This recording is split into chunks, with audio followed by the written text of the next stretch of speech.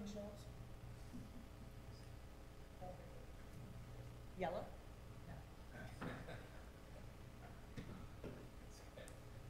Well, good morning. Our board staff this morning is going to begin with Central Iowa Shelter and Services. We have Melissa O'Neill sharing with us some of the challenges that they've experienced and some of the opportunities as it relates to how we might move forward with winter weather and amnesty issues, as well as how she needs to address staffing should she and the board decide to expand services. So. Well, thank you, supervisors. Really appreciate the opportunity to come back in front of you again today to talk a little bit more about weather amnesty. I want to kind of level set again and remind everybody about who CISS is and the number of shelter beds that we have. So we are the largest adult single shelter in the state of Iowa. We have 150 emergency shelter beds, and our team will flex that up currently using cots, usually either supported by Polk County Emergency Management, helping us to fill additional space like cots, and some of our other corporate philanthropic donors. So with Central Iowa Shelter and Service, I want to start, if you don't mind, with first thanking you and giving you an update on the recent allocation of funds to help reset our building. So whenever CISS makes decisions, we look at three things. Does it fit our mission? Do we have the capacity to do the work, and do we have the capital funds to get it done? And over the course of the last year, and really the last 10 years, every time we do weather amnesty, the building takes an absolute beating.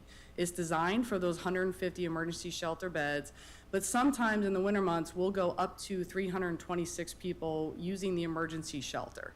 And it's something where the building is not necessarily designed and built to withstand that, and it just takes an absolute beating over time. It's lived its life 3 or 4 times, and the resources that you recently provided for us this spring, we feel actually helps put the building back where it needs to be, helps reset it so that we can have this conversation that we're having today about what it looks like for us to get back into a weather amnesty. But to do it this time with some healthy boundaries to make sure that we don't continue to have the same problems, but we can serve the community at the level that you expect us to. So I want to thank you for that. Currently, the lighting has all been completed. Security cameras have all been completed. The fire panel upgrade has all been completed. And the HVAC system is continuing to give us challenges, and so that is still under progress. Same with the water system and then the kitchen upgrades. Kitchen upgrades we do hope to have done here in the next month. Okay, so we want to give you that. And then thank you again for your relationship with Prairie Meadows.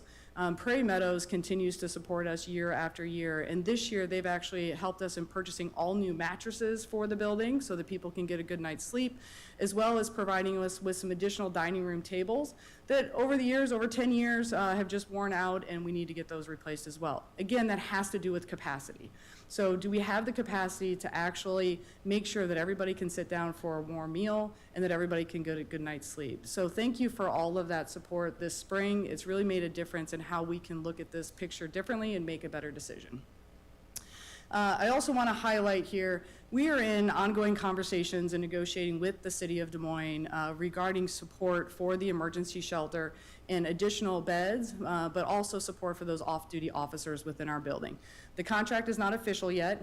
We are still going back and forth with one another, but hope to have an answer on that within this week. So break that down for us. Yeah.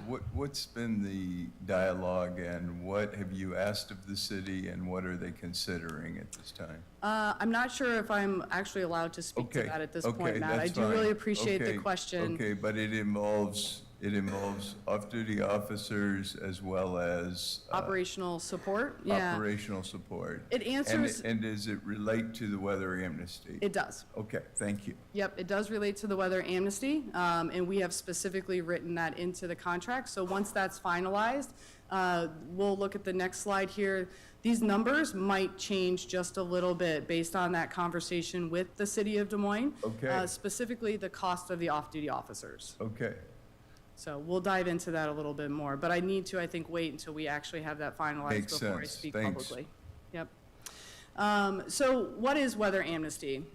Each year as this weather starts to turn into colder temperatures, we know in the heat months that individuals will enter shelter during the day for day services in order to cool off during the heat, but overnight they can oftentimes, if they choose not to stay, the temperature drops enough that they can go back outside.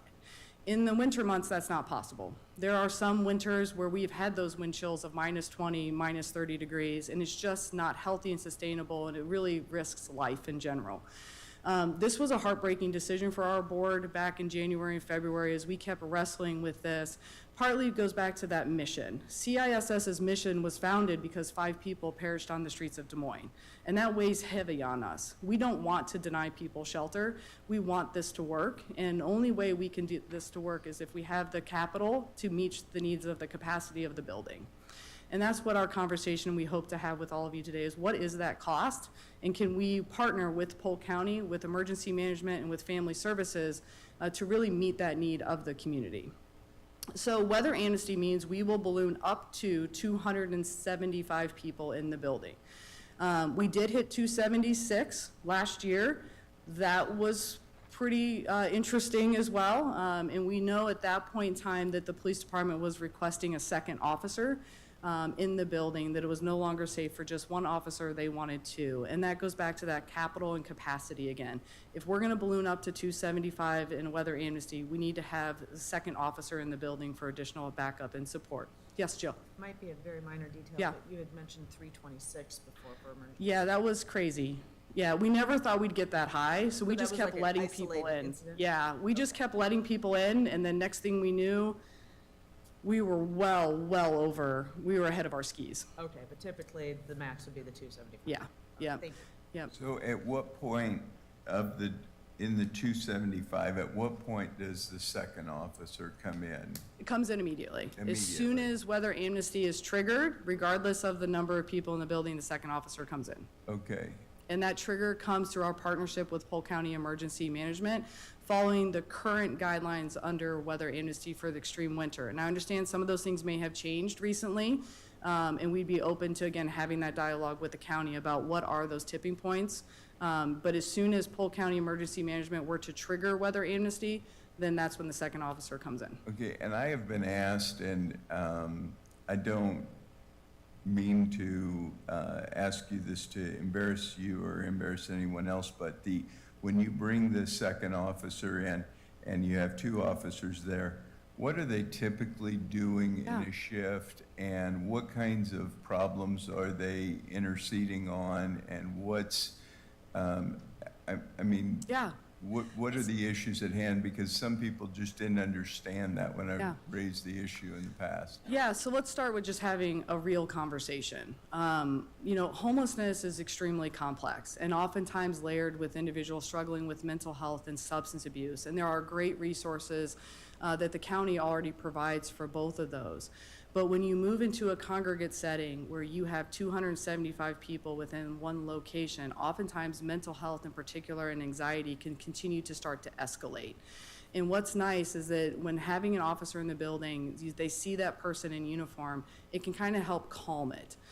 The second thing that the officer really helps support us with is even as things start to escalate and start to increase as far as volume in the building, they actually build relationships with the individuals so that they see them out on the streets later on. They know them by name, they know their stories, and that they're able to better connect them to other resources and supports. I think one of the biggest things that I look at is it is the epitome of what community policing looks like. When you know the person, you're less likely to make an assumption about the situation that they're going through. Every person who checks into our building has that invisible briefcase or that invisible backpack that they carry with them. And the officers can learn people on a different level and actually help support them in a more meaningful way. And so as the numbers start to escalate, it does help keep the calm. We'll experience less theft. We'll experience less behavioral issues where I might have a disagreement with my neighbor and we break out in a fight. It helps de-escalate that. And it keeps the environment for our employees safe. So our employees aren't necessarily the ones that are going out and doing those things, but it's the officers that take that burden from our team. So our team can focus on case management, housing, workforce, making sure people are food secure, and it just kind of helps spread that out. It makes the capacity of service a whole lot stronger. So you view it as a de-escalator plus a service for services and connections and relationship building, Oh, 100%. and your staff feels safer being in that environment when they're overwhelmed with people. Yeah, what we see is our numbers start to escalate in the building. We'll start seeing our staff tap out a little bit more. We'll start seeing them take more PTO. We'll start seeing them not be able to be in the service because they need a mental health break themselves in order to provide the best service. By having a second officer in the building, by having police department help de-escalate, our staff feel safer and they don't tap out near as often. So I'm not relying on a part-time staff member to come fill a spot, but my regularly trained full-time staff are there and present. Got it. And I Yeah, think Jill, go ahead. You touched on this, but there might be some expansion. So my question was, when you have people staying there through the day and the night, then, right, especially extreme weather or cold weather, you have supportive services? I mean, the goal is that we find them Housing, housing, yes. place to live, some, hopefully work if they can do that. A spot so they're not seeing you the next night or the next Yeah. week at least, correct? Yeah, so there's a lot of different programming that we offer within CISS. The challenge when we get into weather amnesty is if we don't have the officers or we don't have the funding necessary to have the appropriate staff to client ratio, a lot of those programs get set aside because we ourselves go into survival mode.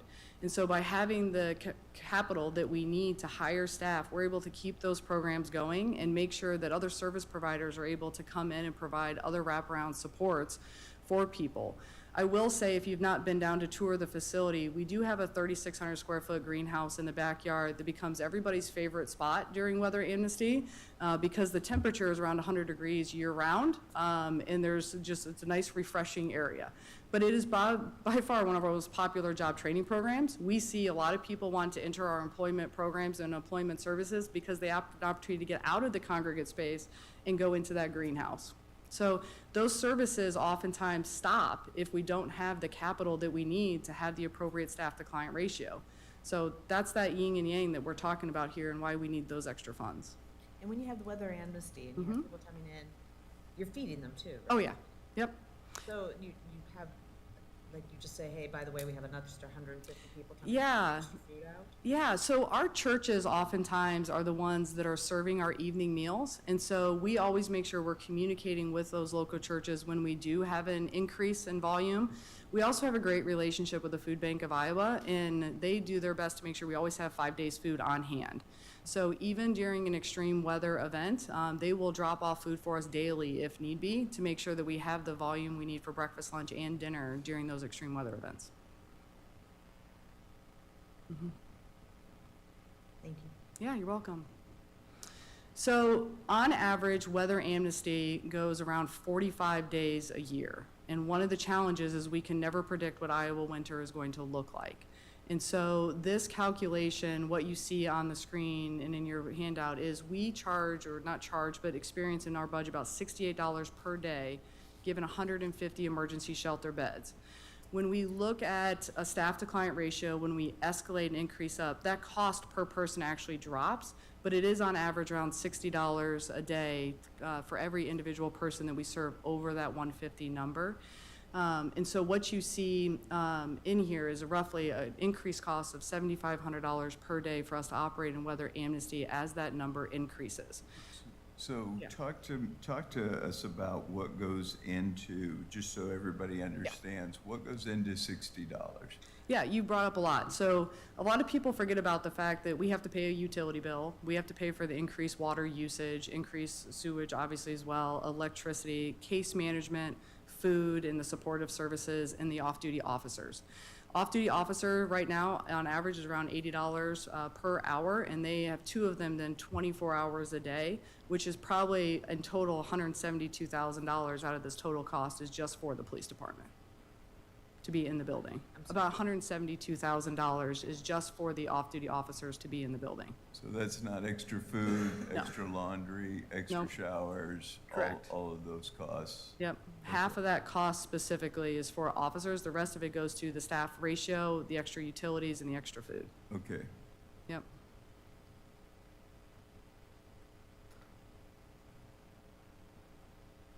And the 45 days, can you just walk us through when weather amnesty, when it kicks in? When Yeah. does weather amnesty kick in? What are the conditions? I've been through the training with Dutch and Yeah. his crew, and they've updated the policy using the Minneapolis or Minnesota model. Yeah. But just so, for the purpose of this board, Yeah, help us understand. Yeah, so I'm not as familiar with the new update, so I apologize for that. In the past, we would be triggered at a 10-degree wind chill. Okay. The reason why we triggered at wind chilled is our partners, Hope Ministries, our goal was to always fill Door of Faith first. And so theirs was always triggered by temperature, whereas ours did wind chill. So there would be filled, and then we would take all the overflow for adult singles. So for us, it was 10-degree wind chill. Now, what's interesting, and why you get to the 45 days, is sometimes that would be on for 2 or 3 days, and then it would stop. And then it would be on for a week, and then it would stop. And so we were always in this ebb and flow based on weather, and that's why the partnership with Polk County Emergency Management was so critical, is because they had the tools and the resources to help flag of, hey guys, 10 days out or 2 days out, start prepping, start preparing, start making sure your staff is ready to go. And so that partnership and how we ebbed and flow was just critical. But one of the challenges, and I want to be cautious, is we've had done this before where we were 90 days straight, where we were in this nonstop. And 90 so, days straight. yeah, Wow. that was a brutal winter. And So when we was have had that happen. When was that? Dutch, I'm going to years. defer to you. Was that a couple of years ago, 2 or 3 years ago? 3 years ago? I'd have to go back to look at the historical weather, but it was a very, very cold winter. Well, let's hope we don't have that this year. Yeah, let's hope not. What's the heat trigger? Use it 90 heat index, 90-degree heat index for, Yes. I just don't remember them all directly off the top of my head. It always seems like it's around RAGBRAI, so we're all out there yeah. sweating. Absolutely, yeah. Go ahead, Dutch. Thanks very much. And the reason I wanted to come up is because it actually varies based on different temperatures. So in the summertime, it's fairly easy. It's 95-degree heat index or above. Plus, it doesn't fall below a 75-degree heat index for 2 consecutive nights. Those two things combined activate the extreme temperature plan, which is a little bit different than weather amnesty. They usually coincide, but that's what it is for summertime. For the wintertime, it's 3 different temperatures, 10 degrees for 3 or more consecutive days, 5 degrees for 2 or more consecutive days, and 0 degrees for 1 day or more. So that's kind of what bases the activation of the plan. And you're the emergency management actually activates any of these events for the whole community and county, correct? Exactly, Yeah, okay. yes. So we would be using your weather amnesty. Correct. It would be our criteria for activation of the extreme temperature plan would activate Yes. weather amnesty. Okay. Thank you, Dutch. Yep, thanks, Dutch. Well, I think we've answered, are there any other questions, I guess, specifically on this? Because I do want to make sure that we've addressed any concerns that, So that I understand the ask is, or the cost is $340,000. We'll know at some point soon where the city's gonna be, and you want the county to participate for the other half. yes, I would like that. Okay. What does the city typically spend, do you know? On average each year, it depends on if it's an emergency solution grant or community development block grant for general operations. Weather amnesty will be a different part of that conversation with the city, and that's what we're negotiating right now. Typically for weather amnesty, it just falls under one of our existing contracts that we already have with the city for just general operations. We've never had anybody actually fund weather amnesty, which was part of this decision that we made that we had to pull back. We just did not have the continued financial resources to do so. Is that not part of any of the CBG grant or anything like that? What about security there? Are they paying for security? Well, in this new negotiation is a part of the conversation, yes, but no, they didn't pay for security. What we did usually turn in security, the state of Iowa provides CIS, what's called Shelter Assistance Fund. They did allow us to turn in security as one of our bills to the state of Iowa. But no, no one ever pays for the off-duty officers. So the For the money overflow. that primarily, as I understand it, comes from the city, comes in the form of a community development block grant, which is pass-through funds, which you submit Reimbursements. invoices Mhm. to be reimbursed. Correct. And that represents 300,000 annually? Estimated, yeah. It varies from year to year. Okay. Yep. And then in addition to that, you have other grants, there's a state grant? Yep. And what does that amount to? We don't know this year's allocation yet, Okay. but we're around $60,000 to $80,000 a year from Shelter Assistance Fund. Okay. What the state does is they merge their emergency solution grant funding, which is also a federal pass-through to the state, with their shelter assistance funds. We write one application, and then the state determines what pot of money they're gonna pay out of based on what we write. So it Okay. varies every year. Very good. And then on an average, how many, folks do you think you see outside of Polk County? Well, right now, the last zip code report showed 78% of our residents were Polk County. Roughly 22% of our clients were transient across the United States, passing through Polk County. And that was the last known address upon entry. When was that pulled? We run it by fiscal year, so we can always run a new report for you at any time, Jill. And do you find that they stay, or they just truly as a pass point? The 22% usually truly stay for a day, and we don't see them again. But the rest of the 78 are truly Polk County residents who are trying to stay in Polk County. But they're coming from somewhere else? They might be. Yeah, we always ask what their address is upon entry into the building, and then what we try to do, supervisors, unpack it to find out where did they actually come from. Because if some people don't know the zip code, and we find that, of course, our zip code at 50309 is the highest zip code, but we know not everybody was living in downtown Des Moines. And so they'll give that zip code, and then we have to unpack it and find out where they actually came from, and then update the system later. We just actually had a terrific conversation with Institute of Community Alliance about this earlier in the week, to see if there are some customized reports that we could pull specifically around weather amnesty. So if this number were to balloon up to 125, we'd actually be able to provide that to you as a part of our agreements or conversations on weather amnesty. So you can see where did people come from out of that 125. Out of the 22% of transient, are you finding, have you ever broken it down, how many of those are transient from Iowa versus how many are transient from? We are. I can give it to you by state and by county. I don't know the numbers off the top of my head, but yeah, we can break it down by state, by county. So on average, your average individual that you see for the very first time is in shelter. You used to have a number of days. Yeah, so it's interesting because we were around 29 to 30 days. Once we implemented the cap, we actually saw that increase, the length of stay within the building, which our hypothesis is because they were never guaranteed a bed when they came back, they actually chose to stay longer. Okay. So before they might leave for the weekend at the first of the month, stay in a hotel, and then their money in the hotel would run out and they would come back. We actually didn't see that. We've seen our length of stay in the building slowly start to increase since we implemented this cap at 150. And so I think there's something there, and we need to continue to dive into that data because it's only been roughly 90 days worth of data. Okay, It's interesting that we are increased length of stay since the cap. but a person experiencing homelessness for the first time that comes to you as a client, generally, what is their length of stay? About 30 days. About 30 days. Yep. And do you find that's enough time to get them redirected on a path? I mean, Yeah. You try to do a path for everyone Correct. that comes in, right? Yeah. What's your plan?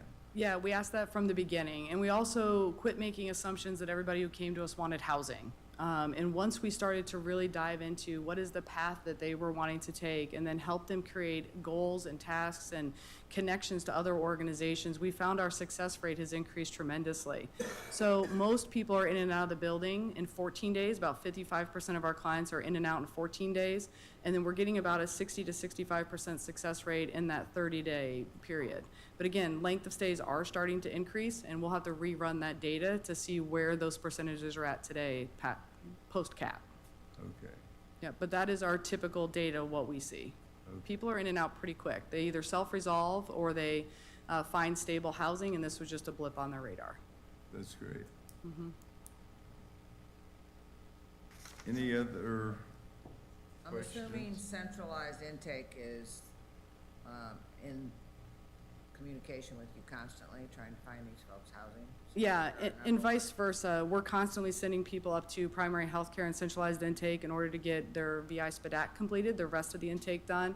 We do what's called the Iowa Basic, and then they have to take the next part of the question. One of the things we have to continue to work on during Weather Amnesty is we have a captive audience when we have that many people in the building, and many of those individuals have either not had a centralized intake done. And so one of the things that I've spoken about this for years is how do we take advantage of the fact that we've got everybody right there in our location and we don't have to search them and find them to get that centralized intake completed. But yes, we are constantly sending people up to primary health care. They give us bus passes and we help them get up there to get that intake done.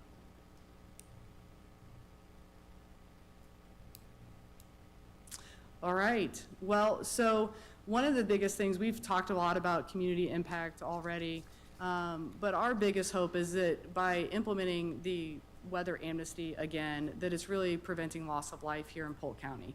Our mission, again, was founded because those 5 people perished on the streets of Des Moines, and that's the last thing we want to see. We want to be able to open this space back up when it gets cold outside, and we want to make sure that all of you have a place that you can send people. We also want to make sure that we're offering pragmatic solutions back to the community that both allow us to be fiscally responsible and balancing our budget and making sure that the building that so many community members have invested in is going to be here for a long time. And so we really appreciate your support and hope that we can find a way to bring this back around this winter and that we can have the funding to get the work done. But any other questions, I'd be happy to answer them.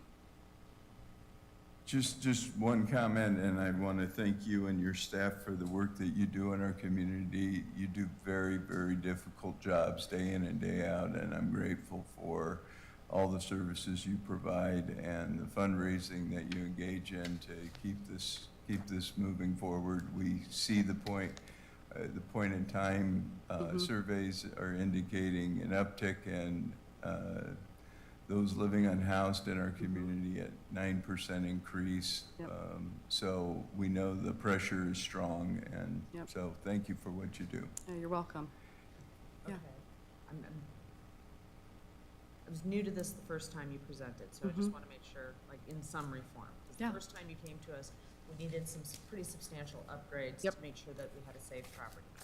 You also wanted to remove weather amnesty because your board said we're running in the red. Mm-hmm. Probably was tied to the unsafe facility. That's all in progress. Half of it's been done, half of it's Mm-hmm. going to be done before winter hits. So your board, if you get the funding, is comfortable now going back and hosting the weather amnesty. Yes. Because, I mean, this is like, it's a big switch in 9 months, so I just wanted to make sure I understood where we started, where we're going. Yeah, I think over the last 9 months, it's a great question. I actually have 2 board members here with me today supporting this conversation. Don Shame and Deb Madison Levi, both board members of CISS. We wanted to make sure that you all saw, and if you had any questions for the board, that they're present to answer those as well. I think this last 9 months have really brought community back together on how do we make sure that we can do those 3 things, mission, capital, and capacity.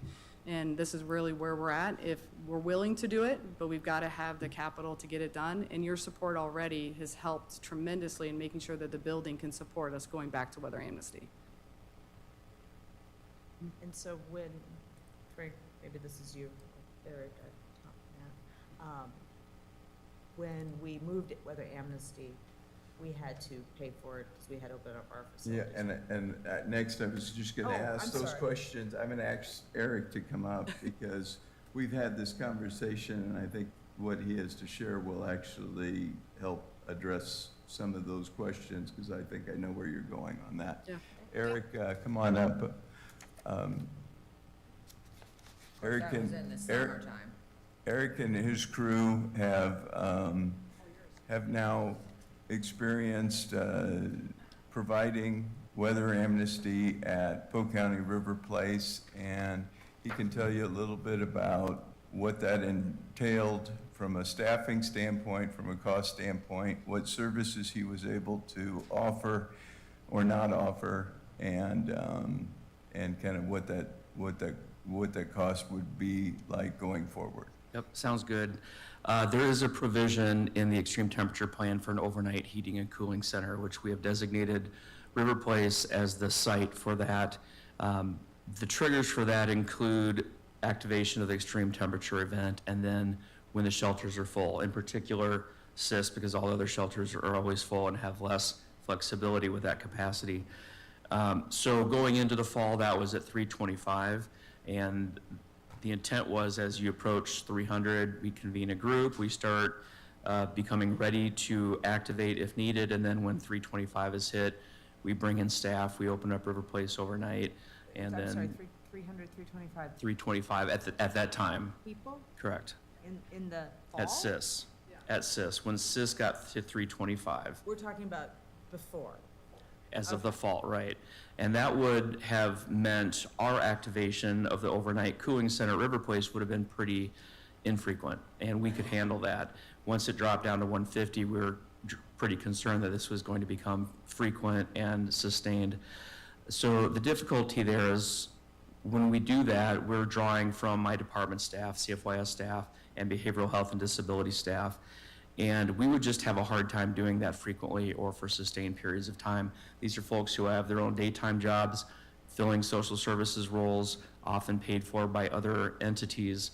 And so pulling them repeatedly to do this would be very challenging. And in fact, getting enough people to do that, if it was repeated and for long durations, would be challenging. The main concern there would be that we create a community expectation that then at some point we're not able to fulfill. And then people are expecting, and we saw that even before we opened for the first time, we saw that people were hearing about it and they were coming to River Place after closing. And those are some pretty extreme temperatures. So if there was this expectation created that we couldn't meet, it actually increases the problem. Do we have to hire our own off-duty officer too? Yes, and I'll get to that in just a second, but you're absolutely right. We use our staff for the staffing, but we do tap in the sheriff's department. And whether we're activating or gearing up, it's really time intensive. So when we're gearing up, that involves many departments: emergency management, CFYS, behavioral health and disability services, the sheriff's department, general services. We engage the Des Moines Fire Department, and of course your office as well. So when we get into those cycles, there's a lot of energy being spent just getting ready. And we had to gear up 6 times for readiness over the winter, and then we activated 1 time. And that 1 time we activated for 2 nights. The cost over those 2 nights was $6,755, which projects to about $152,000 over the 45 days that Melissa's talking about. Does that include food? Well, we don't provide food, and that's the other contrast I want to highlight is we do provide some snacks. So the cooling warming center model during the day is simply public spaces where people can get out of extreme temperatures and stay alive. So no There's- cots or anything either? Right, there's no showers? cots, there's no services, there's no shelter, there's no food. What was No your question? showers, no. Do we have There's showers, nothing. So we do provide snacks, but that's the great point, Jill, is we are in no way replicating the services that Central Iowa Shelter and Services provides. So when they go there, first of all, they're getting showers and meals, but they're also getting case management, which might lead to longer term solutions, which is obviously something we would all prefer. So the contrast in what we're providing is pretty dramatic. And, this option, this provision of doing an overnight warming and cooling center won't go away. But if we were able to get CIS to go up to 275, then the frequency will be so much less, and that becomes more sustainable. So Eric, if you were put into a situation where you had to provide the services for 90 days, you would have to hire outside crews.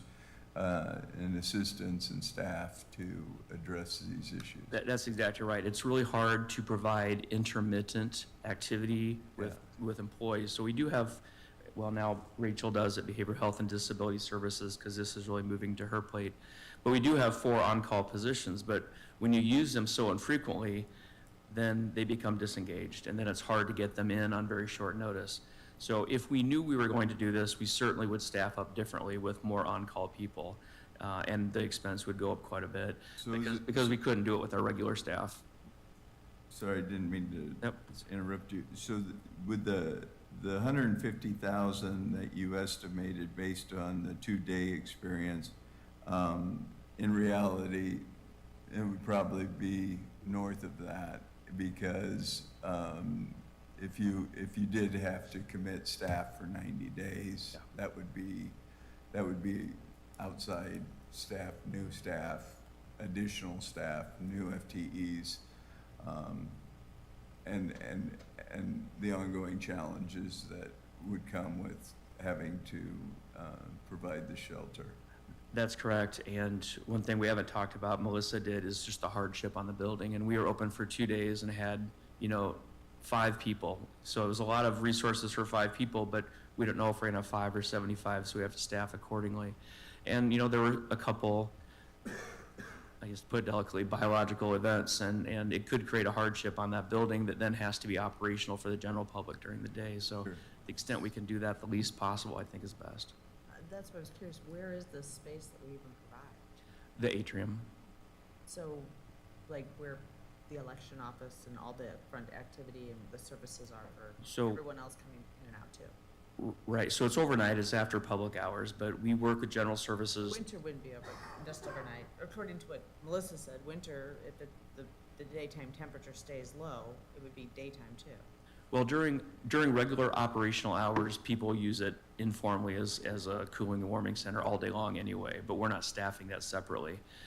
So we're just talking overnight, and there are other daytime warming and cooling centers open during the day. So during the weekends, when we know that those centers are open, we would close our doors, and DART provides free rides to those other centers. If it was a holiday, which it always seems to happen at least once on a holiday, we would stay open. Eric, how does the overall weather amnesty impact the other shelters that provide services in the community, and what approaches do they use to increase their numbers during cold weather events? I don't know that I can speak deeply about that. I would say the family shelters are always full anyway. Okay, I don't know that they're doing anything to expand capacity during extreme temperature. I think maybe at some point they did, and maybe Dutch has something to add to this. I know Hope Ministries, Bethel Mission would expand and add a few more, but in my experience, it has not created a significant additional capacity, because they're already pretty much at capacity. okay, And I do have some family information if you'd like that too. okay. So might we be in a situation, if she caps at 275 at Central Iowa Shelter and Services, and we're at 325, we have 50 people potentially in the community, might we be in a situation where there are times we will have to activate? Yeah, correct. Under the current plan, that is correct. So we just have to check censuses and make determinations based on that. Yeah. Dutch or someone at emergency management, usually Dutch, will convene a group as they start getting to I don't remember the number, 250 or something, and maybe that will be lower now. We're all talking, and we're watching the forecast, and Okay. we're calling our spouses, and we're doing all that stuff, so, Okay, just to get ready. So we'd have both places. She would be reaching at her capacity, and you'd be gearing up to open up River Place. Correct. Hopefully much more infrequently than where we're at now. Yeah. So one lesson learned from this summer is we need to make sure that in our communications with people that we're serving, that our space is first. What we learned this summer when you activated weather amnesty for heat is we had capacity still. We still had beds available. And so even though the plan and the heat called for you to activate, because we still had beds, you shouldn't have activated. We should have found a way to fill us first. And so we want to make sure that this part of our relationship and this is communicated to all of you as well, to make sure that we always go back to use CISS first. We don't want that to be communicated to the public that you're opening those extra 50 beds if we hit 275, because we'll see an exodus from our building to go fill yours, and then we'll have to backfill mine. And so we want to make sure that those referrals are coming either from CISS or centralized intake to those 50, rather than opening it up and then people leaving. So we want to make sure that our facility is filled first. And you're working on a communications plan with emergency management and Eric to do that? Yeah, we talked about it loosely this summer to make sure that if you activated a second time on the extreme heat, that we saw them first, and then we would then refer them over, or more, make sure in this case DART provided that transportation over rather than just having them check in, because we did see people leave our building just to go over to your building. Got it. And Yep. why? Less people, that's the biggest one. It goes back to that mental health aspect again. When you're in a congregate setting and you have that many people in one space, it's hard for people, especially if they're more introverted. You know, there's no good place to cry in my building. If you wanted to be by yourself and just have a good cry, because of the stress being overwhelming. And that's where, again, mobile crisis has been wonderful, behavioral health has been wonderful. And so I think the community's put a lot of resources in place over the last several years, but it seems like we're really starting to get our feet under us, and this communication can continue to improve, and we can just make sure that people are served here first and then go. Yeah, yeah. Okay, well, I think that answers our questions, and I will wait for some kind of communication once you have some understanding of where the city's going. And we appreciate the information and the education. We will discuss this more formally as a board through resolutions in the future. Well, thank you all very much for the support, and I will make sure that once we get that agreement with the city, you guys have a copy of it. Thank you. Yep, you're welcome. Thank you all for coming. Thank you, board members, for taking your time and coming today. We appreciate it. Don, Deb, thank you.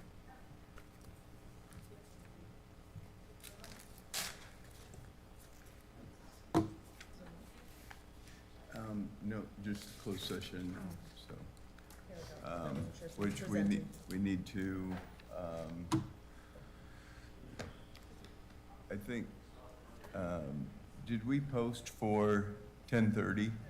So we have 15 minutes, and then we'll come back together, go into closed session, announce it, and then attend the closed session in the communications room.